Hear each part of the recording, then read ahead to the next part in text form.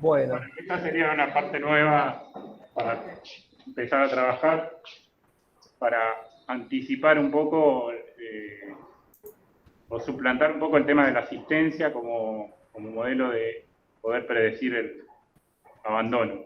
Que también esa es una palabra que estaría bueno definirla. Entonces nosotros dijimos abandono y capaz que vos, Lizy, ahí nos tenés que orientar. Nada, después buscamos otra mejor. Hoy se usaba deserción hasta hace poco, así que abandono es un avance. Es un poquito más light, sí. Sí. No sé si están diciendo algo. No, ahora no. Estamos viendo tu pantalla, me parece. Bueno, voy a empezar. Sí, respecto, ya que estamos hablando de eso, una de las primeras cosas que se charlaban era cómo definir el tema del abandono, ¿no? Si era un tema de deserción, un tema de abandono, o hay una terminología mejor. Eso lo podemos charlar, todavía no está fijo, pero para esta presentación vamos a usar abandono para referirnos tanto al abandono como a la deserción.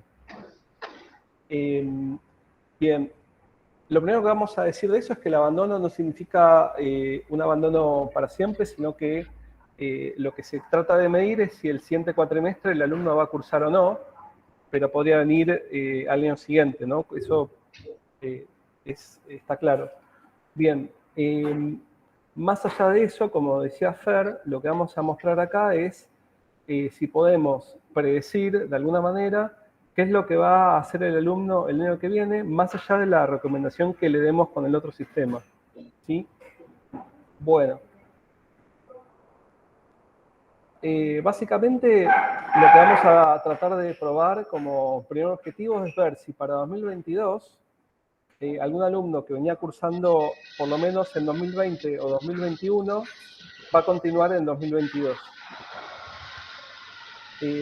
La primera diferencia es que esto lo tenemos que poder predecir en 2021, por supuesto, ¿no? Digamos, la diferencia principal con el sistema de recomendación es que el sistema de recomendación de alguna manera recomienda con datos del 2022, en particular cosas como si ya abren un curso o no, y nosotros tenemos que predecir sin conocer esa información. ¿Sí? Ahora vamos a charlar un poquito de qué se trata y cómo se hace eso. Bien, para los que no están familiarizados con lo que es un modelo de predicción, vamos a hacer un pequeño ejemplo, ¿sí? Para que sea lo más didáctico posible, y después vamos a ir con el modelo en sí de una UR, ¿sí? Como para ver si los puedo atraer, vamos a empezar con un ejemplo que conocemos todos, como, por ejemplo, ¿quién va a ganar el siguiente River Boca, ¿no? Digo, siempre tenemos esas charlas en las familias de alguien es de River, alguien es de Boca, y cada uno tiene su predicción acerca de quién va a ganar, ¿no? Por ejemplo, bueno, no, porque River compró un jugador, Boca cambió el DT, entonces debería tener como mayor probabilidad. ¿Sí? ¿De qué se trata esto? Cuando uno trata de predecir algo, lo que hay detrás es un modelo, ¿no? Este modelo va a manejar ciertas variables. Por ejemplo, vamos a tener, para el ejemplo que estamos armando, la formación de los dos equipos y uno conocería los resultados de los partidos anteriores, ¿no? Entonces, si en los partidos anteriores uno pensaría que suele ganar más un equipo que otro, uno pretendería que el siguiente partido se mantenga esa tendencia, ¿no? Pero claro, eso, como toda predicción, va a tener un error. Puede tener un error y eso es medible, ¿sí? Recién va a ser medible cuando ocurra el partido, básicamente. Bien. Entonces, ¿qué vamos a hacer con este modelo? Bueno, primero vamos a recolectar las variables que son como más obvias, por ejemplo, los jugadores de cada equipo, pero además vamos a generar datos nuevos, ¿sí? ¿Cómo se generan datos nuevos respecto de los datos que tenemos? Bueno, nosotros, a los científicos de datos, lo que hacemos es decir, bueno, es lo mismo el puntaje que tiene cada jugador que el puntaje de la combinación de esos jugadores en un equipo, ¿sí?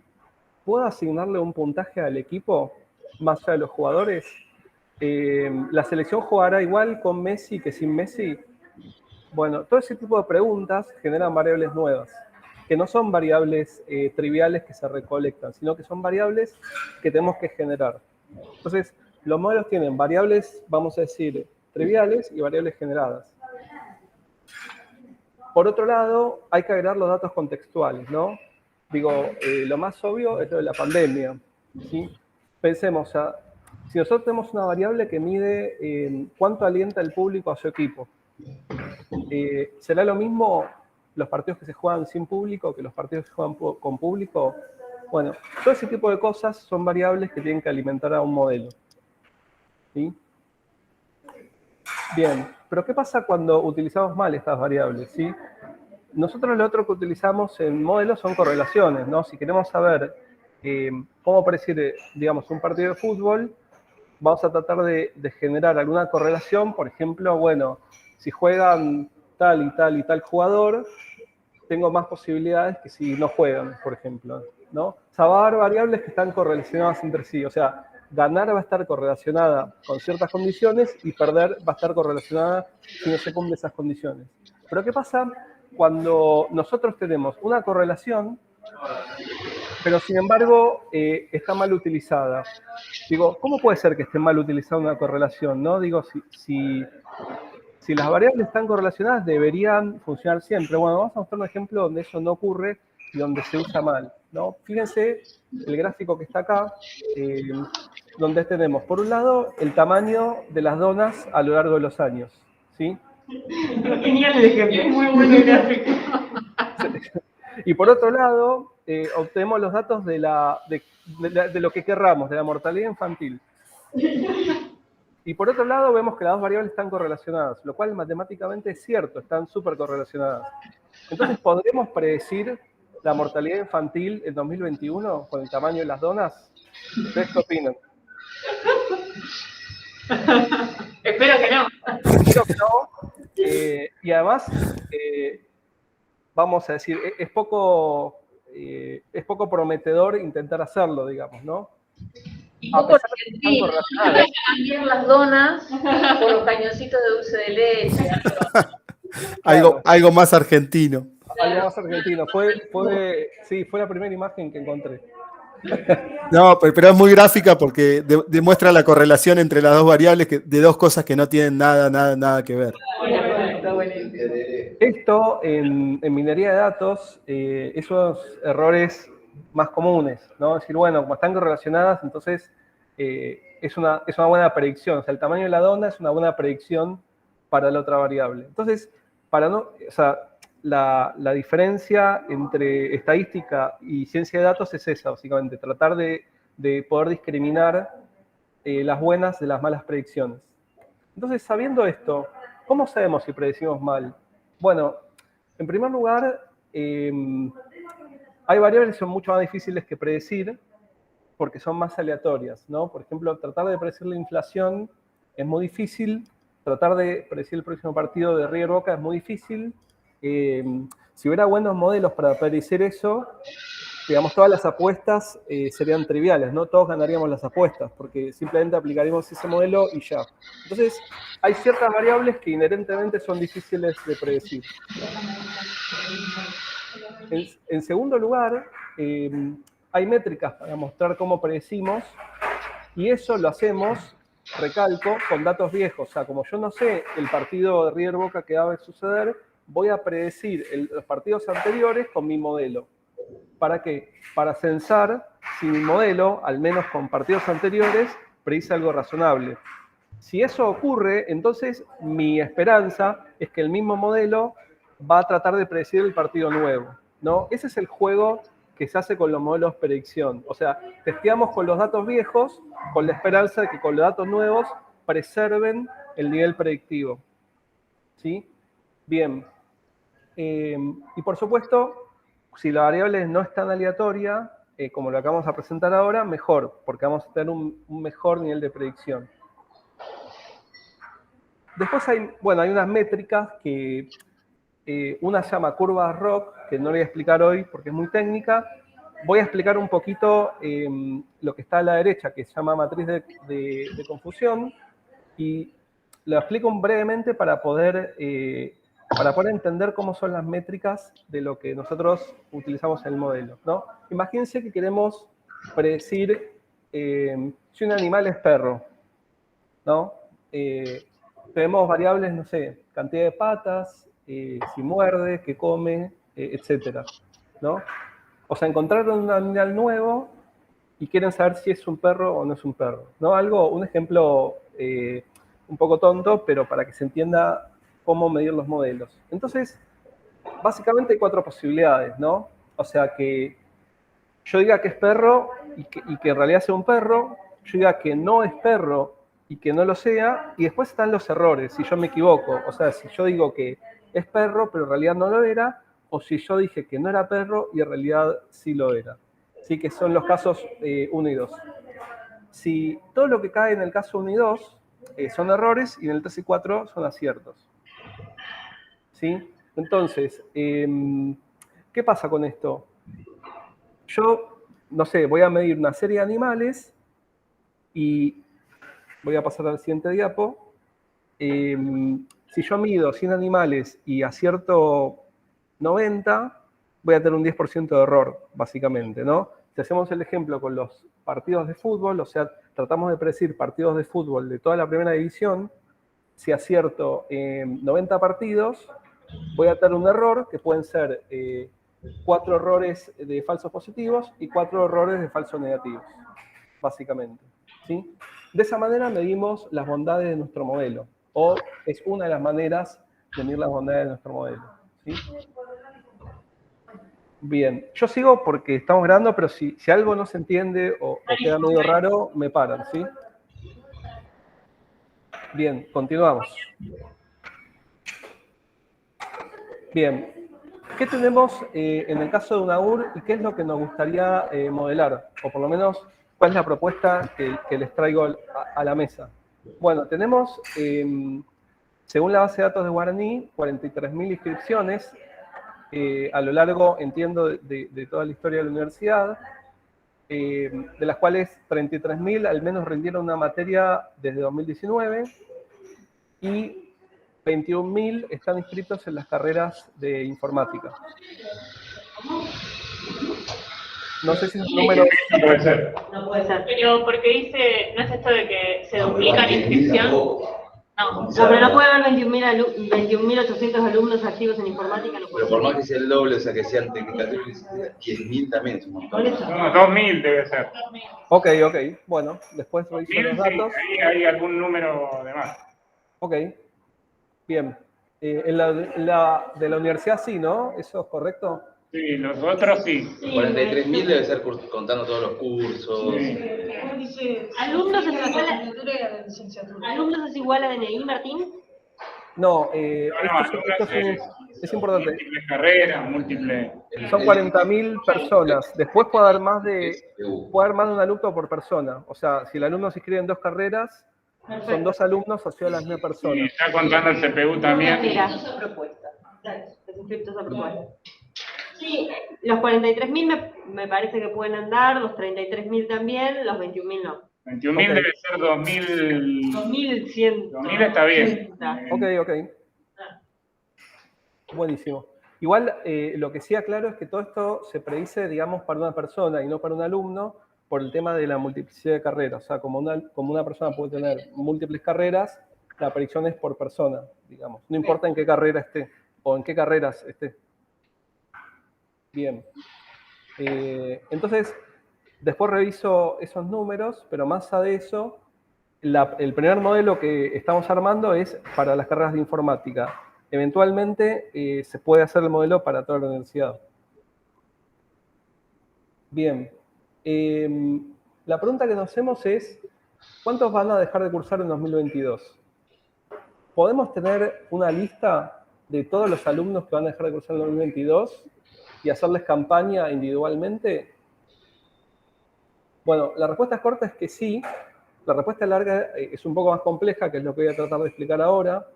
Lo que queremos hacer es un modelo que dado un alumno me diga si es probable que continúe cursando o es probable que no. ¿Sí? ¿Cómo es esto? Bien, el modelo lo que va a dar, en principio, es un listado de personas con una probabilidad de que curse o no el cuatrimestre que viene. ¿Sí? Bien, ¿qué hacemos con esta probabilidad? ¿No? Es lo mismo que el servicio meteorológico hace con la probabilidad de lluvia. Dicen, yo voy a hacer un asado mañana, y el servicio meteorológico me dice, hay un 87% de probabilidad de que lluvia. El asado es al aire libre. ¿Qué hago? ¿Hago el asado o no? ¿Ustedes qué harían? Plan B. No. Pero ¿qué pasa si el servicio meteorológico me dice... 24 de la noche. Claro, ¿viste? Ahí seguro que lo hacemos. ¿Qué pasa si me dice hay un 23% de lluvia? ¿Lo hacemos o no? Sí. Más probable. Lo más probable es que lo hagamos, ¿no? Nos la juguemos.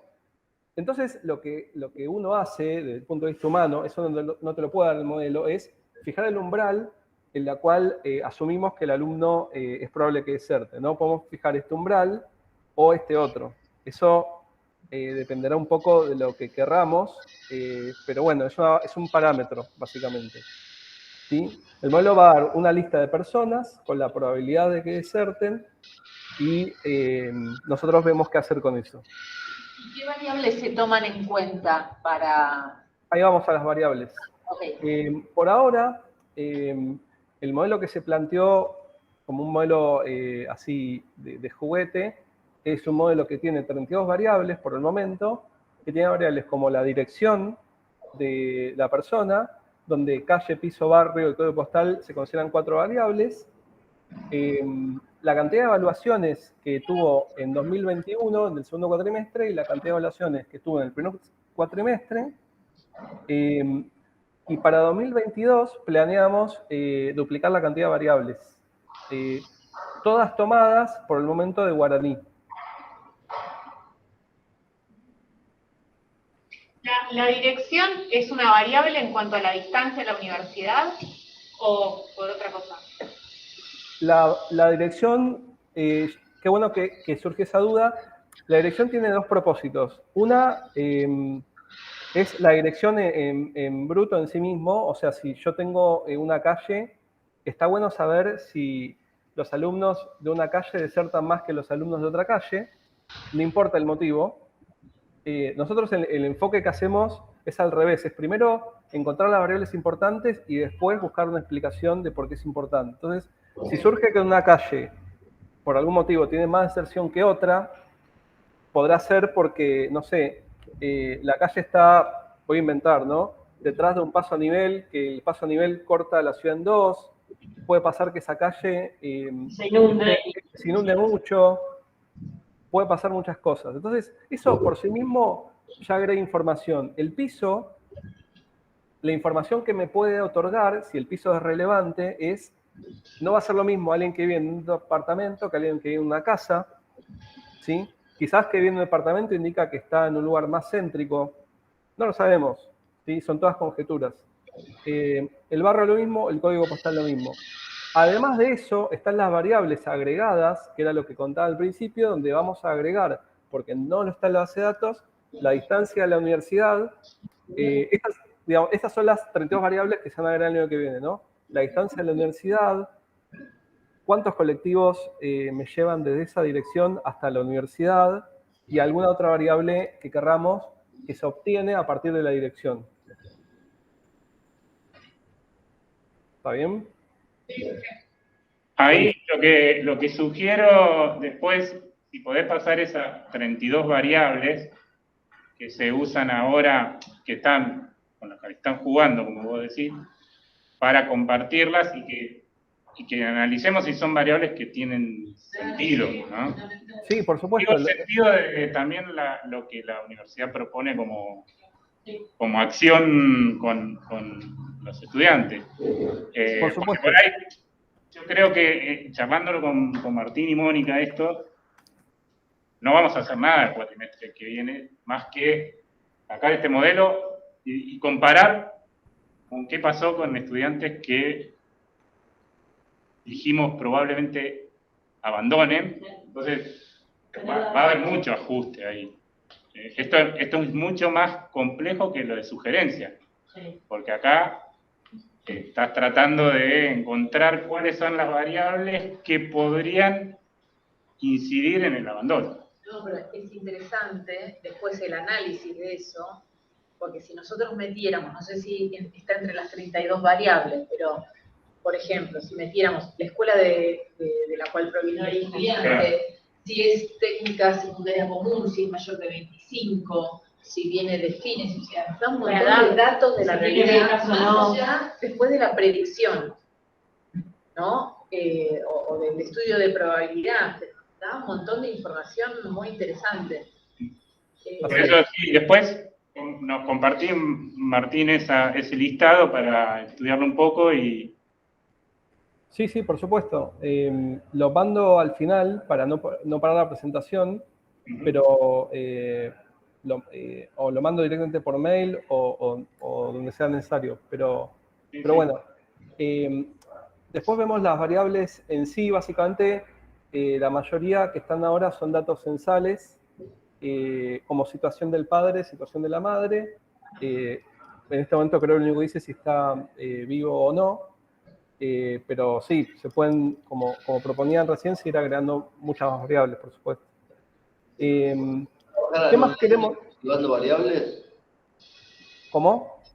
¿Podés trabajar activando o anulando variables? Digamos, de ese 32, ¿lo podés convertir para un estudio que, no sé, si esté necesitando por algún dato en particular o alguna sospecha que se tenga? ¿Podés achicar una cantidad de variables y trabajar sobre 32, dejar 10, ponerle, una cosa así? Sí, cada una de esas cosas que mencionás es un modelo diferente. Puedes hacer todos los modelos que quieras, modelo de 10 variables, modelo de 30 variables diferentes. Exactamente, esa es la buena noticia, que puedes hacer todos los modelos que quieras, básicamente. Puedes hacer un modelo con todas las variables y después hacer un modelo más chiquito, testeando. Justamente lo que voy a decir ahora es que esto nos permite confirmar y refutar hipótesis acerca de cuál es un perfil de alumno que cursa en la universidad, cuál es un perfil de alumno que suele abandonar o que está más en riesgo de abandonar, etcétera, ¿no? Digo, esta es un poco la potencia que tenemos acá, es que no es un modelo escrito en piedra, sino que es un modelo que lo podemos ir agrandando año tras año, digamos. Y además nos permite un sistema científico para validar esto, digamos, se puede hacer de manera rigurosa. Lo otro que nos permite hacer es encontrar variables nuevas, variables latentes, que en realidad el propósito, o uno de los propósitos principales de la minería de datos, por lo cual se llama minería de datos, es justamente encontrar variables ocultas, o sea, variables que uno no había planteado al principio, pero que el sistema te las da como variables importantes. ¿Sí? Un ejemplo inventado, digamos, resulta que tenemos alumnos que viven lejos y abandonan, pero otros alumnos que no. Y no sabemos por qué, y no tenemos esa variable. ¿Por qué? ¿Qué estamos midiendo en realidad? Bueno, podríamos estar midiendo si el alumno tiene auto.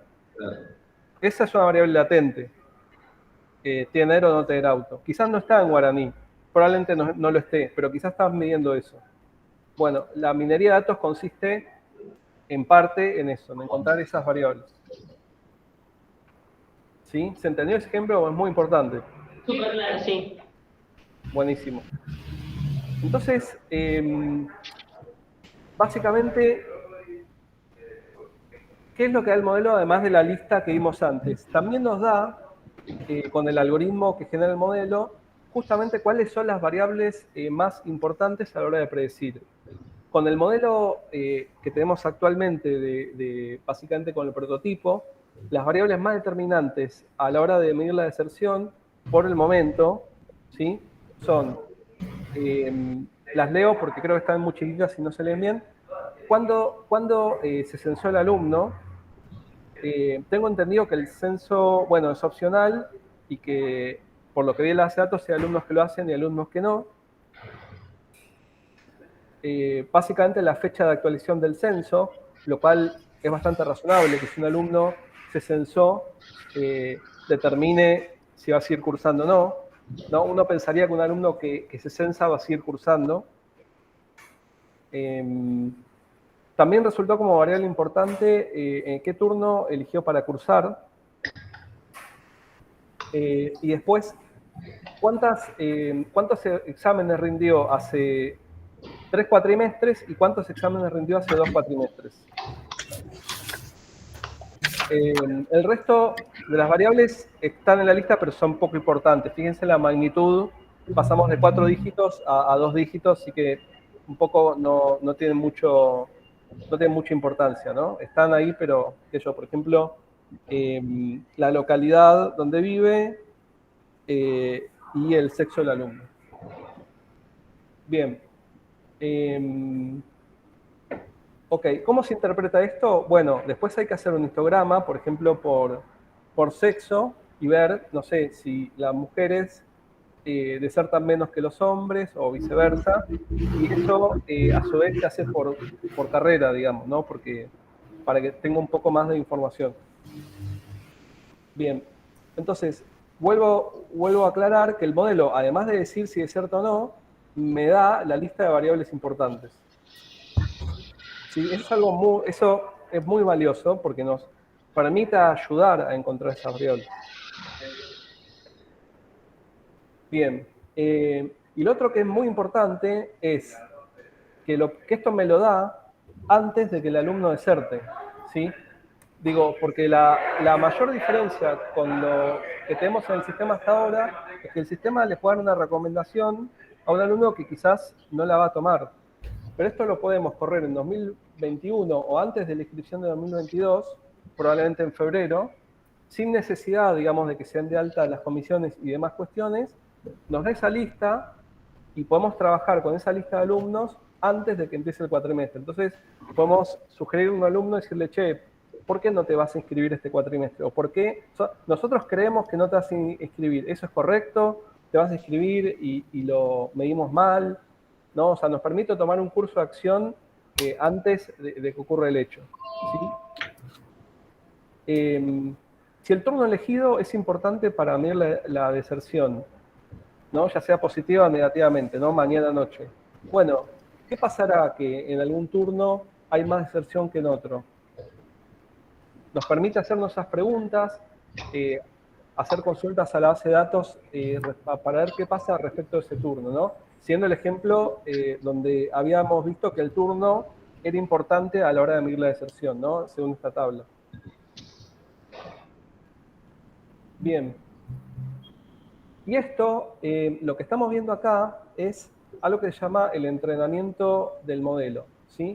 ¿Qué significa el entrenamiento del modelo? Bueno, el modelo de alguna manera tiene que decidir si el alumno deserta o no. Pasamos de ese umbral a una variable binaria de deserta o no deserta para simplificar, ¿sí? Supongamos que si explico que es este cuadro que está acá, ¿no? Que es como un árbol. Supongamos que la fecha de alta es menor que cierto umbral y la cantidad de evaluaciones de hace 2 cuatrimestres es menor que 0,5. No sé si llega a leer ese dato. Sí, se lee. Buenísimo.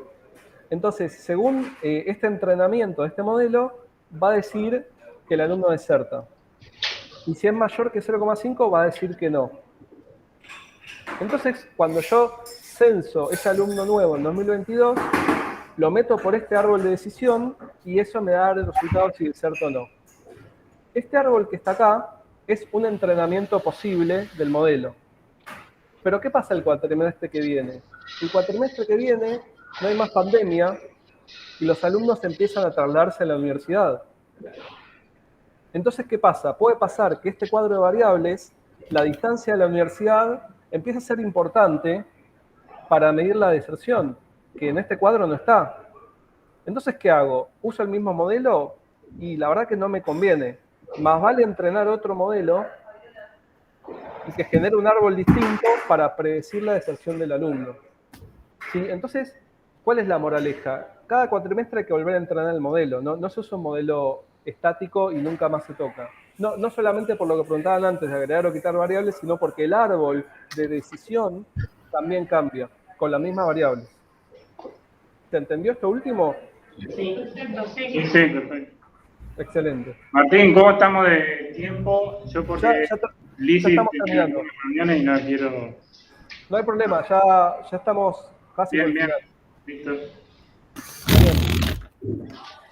Entonces, básicamente, como decíamos antes, con el ejemplo de la pandemia, quizás la distancia en la universidad vuelve a ser importante y genera otro entrenamiento para el modelo de 2022. Para el test que hicimos hasta ahora con las carreras de sistemas, con este modelo de 32 variables,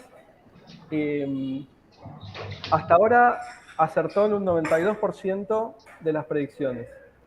Sí, este 92%, por supuesto que hay que tomarlo con pinzas, primero porque hay que medir la realidad en 2022, y segundo que si agregamos o quitamos variables, puede cambiar. ¿Sí? Por eso es un porcentaje de testeo, es lo que se midió haciendo la simulación de 2020, prediciendo para 2021, ¿no? Que son los datos que tenemos. Ahí conviene explicar que el testeo se hace con la misma base. Vos Exactamente. sabés que algunos no cursaron en el 2021, esos los tenés marcados y los chequeás contra eso. O sea que se puede probar esto en periodos anteriores, Claro. no hace falta esperar al próximo periodo. Ese es lo que se llama test. Se divide Claro. la... Se divide la base, una parte la usás para entrenar el modelo y otra parte para testear el modelo. No se usa lo mismo. Exactamente. Eso que acaban de decir, que es algo técnico pero es muy importante, es que uno, si no pudiera entrenar el modelo, estaríamos como trabajando a ciegas. O sea, yo no puedo hacer un modelo y no hacer nada y tirarlo en 2022, porque eso sería como ir al casino, digamos, no puedo esperar algo muy bueno. Lo que se hace es, como yo no tengo los datos de 2022, entreno el modelo, o sea, genero este árbol, ¿y contra qué testeo este árbol? Y contra 2021, que ya tengo los datos de quién desertó en 2021, y mido cuál es la predicción en 2021 simulada, que sería 92%. ¿Qué va a pasar en 2022? Quizás en 92% o quizás cambie, porque como dijimos antes, como en 2022 se agregan variables nuevos, se agrega la distancia de viaje a la facultad y otras condiciones que no conocemos, que es la parte aleatoria, ese 92 quizás baja, ¿no? Digo, esa es un poco la apuesta. La esperanza es que no, pero puede cambiar. Y si baja, lo que hacemos es reentrenar el modelo. Sí, adelante. No, lo que iba a decir es, esto permite como, hay muchas razones de abandono, pero ¿cuáles son específicamente la de la Universidad de Hurlingham? Es como, esto permite jerarquizar cuáles son nuestros problemas, cuáles son las variables importantes en nuestro contexto, cómo van cambiando esas variables a través de los cuatrimestres, y entonces fijar la atención en esas variables y poder ayudar a los alumnos que están en riesgo por esas variables. Después el modelo, es como que ahora trabajamos un poco con la intuición, ustedes trabajan con la intuición, con el conocimiento, y le dan importancia a las variables según la percepción que tienen. Esto sumaría un instrumento más. Nosotros podríamos incorporar las variables que ustedes perciben y además esto los permite pesar en todo el conjunto estadísticamente, pesar qué importancia tiene esa variable para todos. ¿Se entiende? Sí, perfecto. Clarísimo. Sí, la importancia de lo que decía Mónica es que si el modelo resalta una variable importante, después se puede hacer una estadística tradicional sobre esa variable y clusterizar y decir, bueno, esto se da en toda la universidad, se da en una carrera, se da en un grupo de alumnos, y hilar más fino, ¿no? Entonces, ese es el descubrimiento del conocimiento, básicamente. Después, lo otro importante es que nos pueden proponer variables a testear que agreguemos al modelo en 2022, porque así hacemos como digamos, un círculo virtuoso, digamos. Se proponen variables, se testean, se ve la importancia y hacemos un círculo virtuoso con eso. Y también pensar que hay que buscar mecanismos de que esa información en guaraní esté actualizada también. Eso que Martín decía, censo, es eso, es en qué momento se actualiza. La verdad, Mariana, que hicimos uno una vez que Claro, para que cargaran ahí mis datos personales, bueno, eso habría que hacerlo cada tanto para poder ayudar a esto.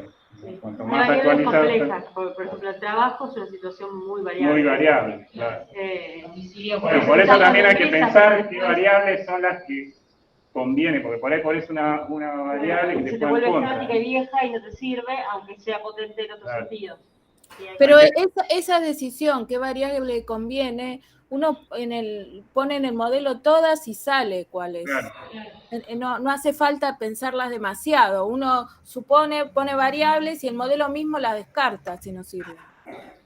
Sí, y ahí, después viendo las variables, uno se lo baja a tierra, ¿no? Es más concreto, pero tenemos que pensar en las variables que tienen que ver con las condiciones de vida con las que llegan las personas y las variables que vamos introduciendo nosotros que tienen que ver con las propuestas cursadas. Claro. Los horarios de las comisiones, las becas de algún tipo, La modalidad cursada. la modalidad de cursada, o sea, todas otras cuestiones por ahí que no son, digamos, que no tienen que ver con los chicos, y ahí es donde me parece que nosotros podemos incluso medir. Claro. ¿Y eso está en el SIU? Sí. Y algunas cosas sí, por ejemplo, modalidad de cursada está... Podemos buscar las que están en el SIU, justamente. Claro. Porque lo más fácil es empezar con lo que está en el SIU. Por eso, pero esto también nos ayuda a pensar que hay cosas que no están en el SIU, por ejemplo las becas, que tendrían que estar en el SIU.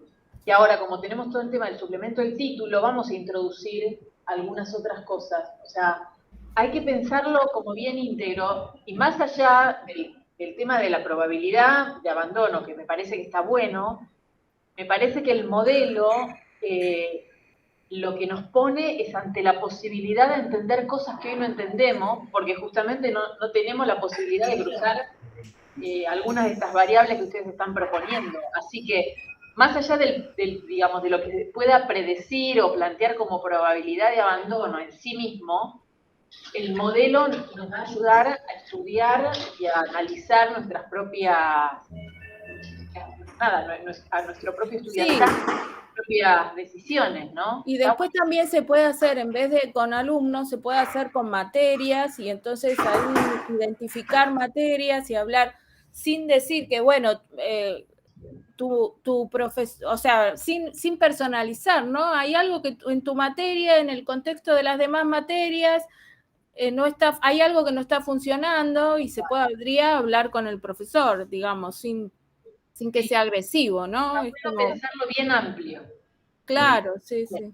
Muy bueno. Sí, ahora son prototipos para ir... Claro. Bueno, es parte de los objetivos del CIDEA y va a ir evolucionando, es una rueda. Pero me parece que estar todos involucrados es lo más importante, porque si no es un trabajo ahí aislado. No, claro. No, nos va a venir muy bien que compartan esas 32 variables iniciales que Sí, ahí se las mando, se las mando por mail a Fer. Si quieren las comparto ahora, como prefieran. Dale. Porque a partir de eso se van a disparar un montón de cosas. Sí. De hecho, a ver, muchas de esas son las que pude obtener más fácil. No significa que sean las mejores. Y por eso el objetivo casi inmediato es duplicar esa cantidad para el 2022. Digo, puse eso para arrancar con algo, digamos, nada más que por eso. Una cosita, porque esto no compite en nada con lo de la Dirección de Estadística. No, es otra porque cosa. eso es información... claro. No, porque es importante para que no, digamos, estamos reinventando ruedas, no. Esto pasa por otro lado. Igual sería interesante conocer los informes. Yo no tengo acceso a los informes de estadística, porque ahí pueden surgir ideas para incorporar el modelo. Variables a incluir en el modelo. Totalmente. Más por ahí hay que hacer la misma reunión con estadística. Ya se había hecho inicialmente. La primera reunión que empezó a trabajar esto, estaban y bueno, hay que hacer una segunda. absolutamente. Bueno, gracias Martín, Muchas Mónica. Gracias, Mónica, Martín, buenísimo. Gerardo, gracias también. Gracias, Gerardo. Chao, buen año, gracias. Vamos cortando porque hay otras. Chau, chau. Chao Gerardo, chao Chau, Mónica. chau, chau, chau, chau. Gracias a todos.